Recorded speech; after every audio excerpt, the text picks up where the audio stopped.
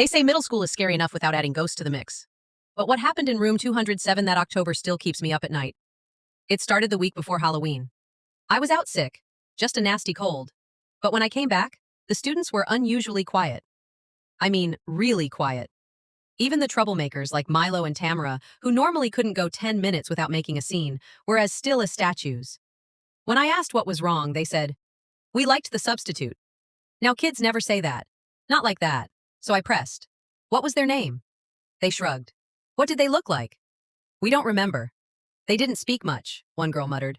"But they knew all our names." That unsettled me. No sub would have had the full roster, and I hadn't left any notes. I'd called in sick last minute. I checked the system. There was no record of a substitute ever being assigned.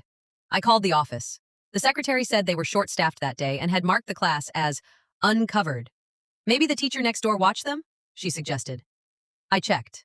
No, Ms. Talbot had been out too. The kids had been alone. Or so they should have been. That night I stayed late grading papers. Around 7:30 I heard a soft knock. Figuring it was the janitor, I opened the door, and there at the end of the hallway stood someone in a faded, outdated school uniform. Not a janitor, not a teacher, just standing. Too far away to see clearly, but I could feel them looking at me. I blinked, and they were gone. The next morning I found a paper on my desk, not one I'd assigned. It was written in a jagged, rushed script. "I'm sorry I locked them in. I didn't know the fire would spread." No name. Just a date. October 29th, 1958. I looked it up. There had been a fire at the school that year. Back when it was a boarding school. A teacher had panicked during a drill, locked the doors to keep the students inside until they were quiet. 10 kids and a young substitute teacher had died. Her name, Miss Evelyn Corwin. The weirdest part? A photo from the archives showed her standing in front of room 207.